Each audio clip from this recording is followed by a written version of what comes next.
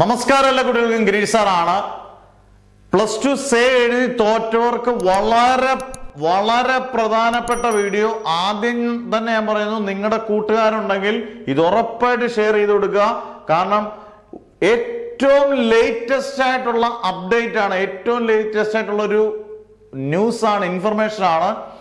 പല കുട്ടികൾക്കും പല രീതിയിലും, അധ്യാപകർക്കും എല്ലാം ഇതിനെക്കുറിച്ച് ഒരു ടെൻഷൻ ഉണ്ടായിരുന്നു. എങ്ങനെയൊക്കെയാണ് പുത്തൻ സർക്കുലർ വരുന്നത്, എങ്ങനെയൊക്കെയാണ് കുട്ടികൾ പരീക്ഷ എഴുതേണ്ടത്. ഞാൻ വളരെ സിമ്പിളായിട്ടും എന്നാൽ നിങ്ങൾക്ക് ഇതിന്റെ കൂട്ടത്തിൽ, ഇതിന്റെ ഡിസ്ക്രിപ്ഷനിൽ ഇതിന്റെ കാര്യങ്ങൾ, സർക്കുലറും അതിന്റെ കൂട്ടത്തിൽ ഇട്ടേക്കുന്നു. എങ്ങനെയാണെന്നുള്ളത് നിങ്ങൾക്ക് വായിച്ചാലും മനസ്സിലാവും. ഞാനത് സിമ്പിളായിട്ട് എക്സ്പ്ലെയിൻ ചെയ്യുകയാണ്. ഇത് ആദ്യം മുതൽ അവസാനം വരെ നിങ്ങൾ കാണണം. സ്കിപ്പ് ചെയ്യരുത് ഈ വീഡിയോ. സ്കിപ്പ് ചെയ്താൽ നിങ്ങൾക്ക് പണി കിട്ടുന്നത്. അന്നേരം വളരെ ശ്രദ്ധിച്ച് കേൾക്കുക. അന്നേരം ആദ്യം തന്നെ ഞാനൊരു കാര്യം പറഞ്ഞോട്ടെ. ഇന്ന് ഞാൻ ഈ വീഡിയോ എടുക്കുന്നത്, ഇപ്പൊ നിങ്ങൾ കാണുന്ന 13-ാം തീയതി ഞായറാഴ്ചയാണ് ഈ വീഡിയോ. നിങ്ങൾ തിങ്കളാഴ്ച സ്കൂളിൽ ചെന്നതിന് ശേഷം നിങ്ങൾ 2 വർഷത്തെ +1ഉം +2 ചെറിയ ഫീസുള്ളൂ, വലിയ ഫീസൊന്നും അല്ല. +1ഉം +2 നിങ്ങൾ ഒരുമിച്ച് രജിസ്റ്റർ ചെയ്യണം. സേ കമ്പാർട്ട്മെന്റ് സ്റ്റുഡൻസിനാണ് ഞങ്ങൾക്ക് ഫസ്റ്റ് ഇയറും സെക്കൻഡ് ഇയറും കൂടെ രജിസ്റ്റർ ചെയ്യണമെന്ന് പറഞ്ഞുകൊണ്ട് നിങ്ങൾ രജിസ്റ്റർ ചെയ്യും. അതിന്റെ സർട്ടിഫിക്കറ്റ് എന്തൊക്കെയാണോ ആ സ്കൂളുകാർക്ക് അറിയാം കൃത്യമായിട്ട്, അത് ആദ്യം ചെയ്യുക.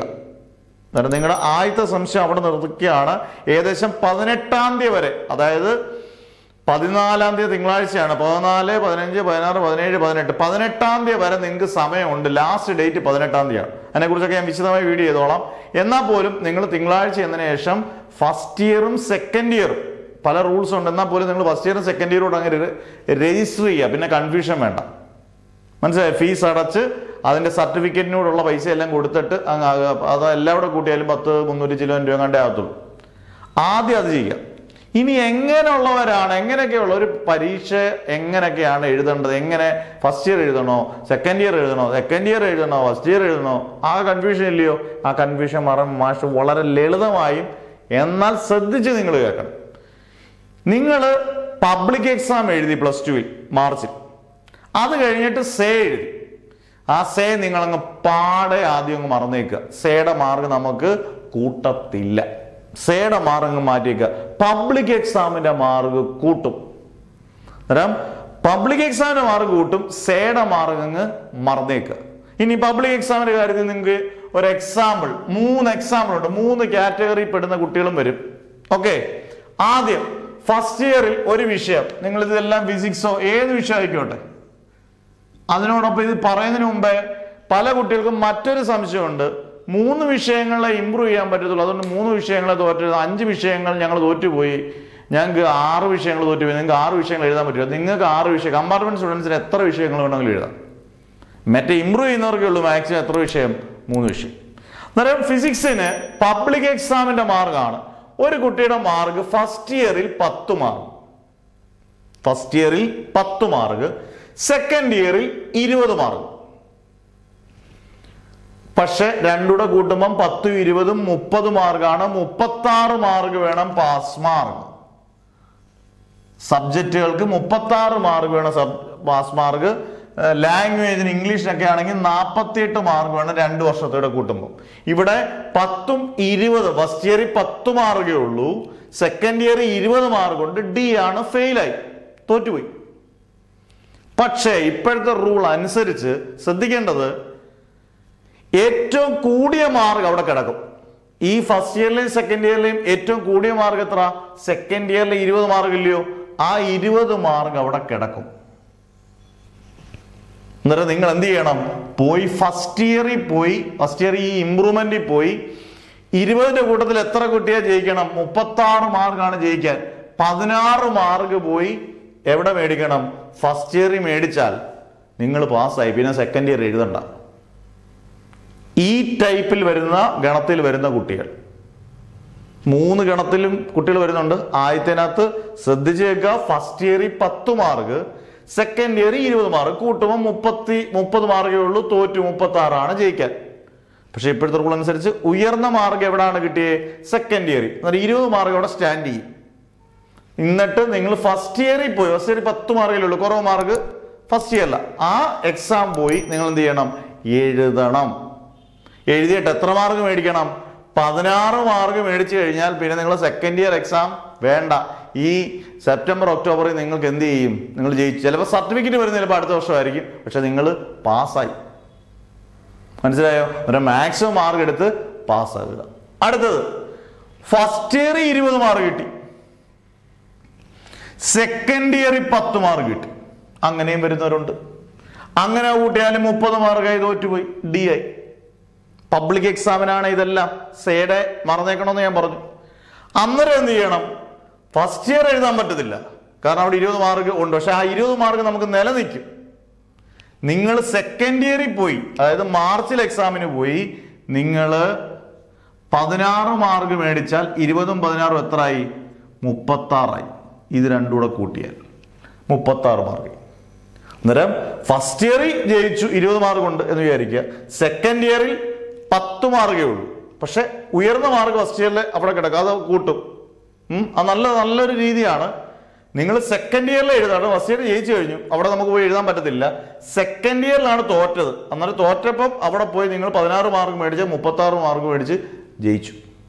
ഇനി മൂന്നാമത്തെ ഗണത്തിൽ വരുന്നവർ ഫസ്റ്റ് ഇയറിലും 10 മാർക്ക്, സെക്കൻഡ് ഇയറിലും 10 മാർക്ക് എന്ന് പറഞ്ഞാൽ ഫസ്റ്റ് ഇയറിലും സെക്കൻഡ് ഇയറിലും തോറ്റുപോയി. അന്നേരം എന്ത് ചെയ്യും? അന്നേരം നിങ്ങൾ ചെയ്യേണ്ടത് എന്താണെന്നറിയാവോ? അന്നേരവും തോറ്റുപോയി. 36 മാർക്കോ വേണ്ട, നമുക്ക് 20 മാർക്കോ അല്ലെങ്കിൽ 25 മാർക്കോ 30 മാർക്കോ എത്ര ആയിക്കോട്ടെ, തോറ്റുപോയി. ഫസ്റ്റ് ഇയറും തോറ്റുപോയി, സെക്കൻഡ് ഇയറും തോറ്റുപോയി.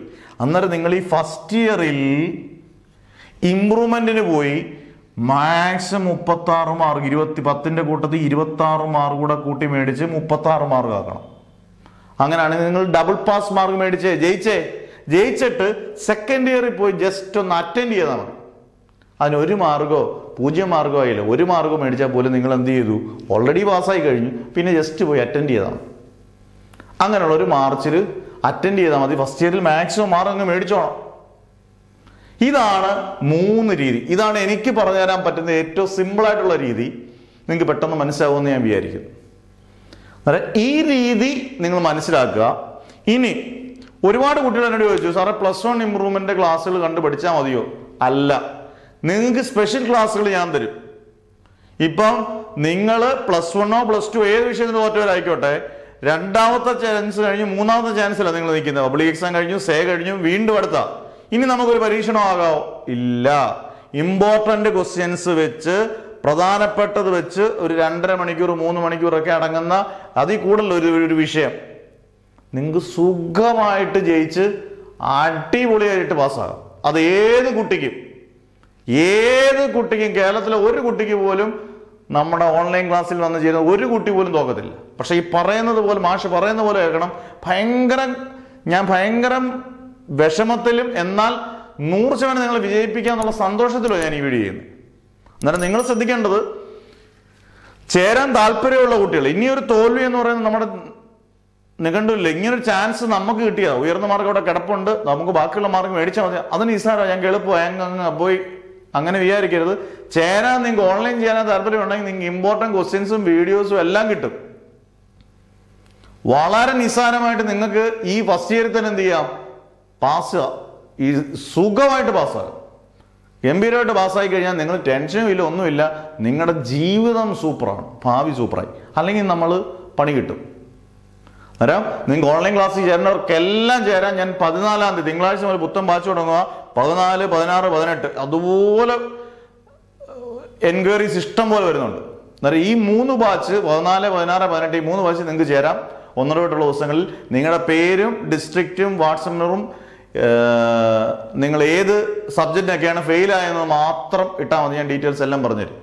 സമയം കളയരുതിനി, അത് മാത്രം ശ്രദ്ധിക്കുക, സമയം കളയരുതിനി. ഈ വീഡിയോ ഉറപ്പായിട്ടും നിങ്ങളുടെ എല്ലാ കുട്ടികളിലേക്കും ഒന്ന് ഷെയർ ചെയ്യുക. വളരെ ഇമ്പോർട്ടന്റ് വീഡിയോ ആണ്. ഞാൻ എൻ്റെ സർക്കുലർ ഇതിന്റെ കൂട്ടത്തിൽ കൊടുത്തേക്കാം, എൻ്റെ ഡിസ്ക്രിപ്ഷനിലാണ് കൊടുത്തേക്കാം. അതുകൊണ്ട് നിങ്ങൾ വായിച്ചു നോക്കുക. ഒരു തെളിവിന് വേണ്ടി അതും അവിടെ വായിച്ചു നോക്കുക കേട്ടോ. അന്നേരം ഉറപ്പിക്കുക, ഇനി നമുക്ക് തോൽവി ഒറ്റ കുഞ്ഞുങ്ങൾ കേരളത്തിന് പുറത്തോ കേരളത്തിലെ ഒറ്റ മലയാളികൾ ഇനി തോക്കരുന്നൊരു മാഷിൻ്റെ ആഗ്രഹം. അത് എങ്ങനെ പഠിച്ചായാലും നമ്മൾ ജയിപ്പിച്ചിരിക്കും. ഉറപ്പ്, മാഷിൻ്റെ ഉറപ്പാണ്. നിങ്ങൾക്ക് ബെറ്റ് വെക്കാം. അത് മാഷ് പറയുന്ന പോലെ കേൾക്കണം. അങ്ങനെ ഉണ്ടെങ്കിൽ നിങ്ങൾ ഇനിയും താഴെ ഇടാൻ ഒരാൾക്ക് സാധിക്കത്തില്ല. കൈ പിടിച്ച് മാഷ് കയറ്റും. കേട്ടാ. Never ever give up.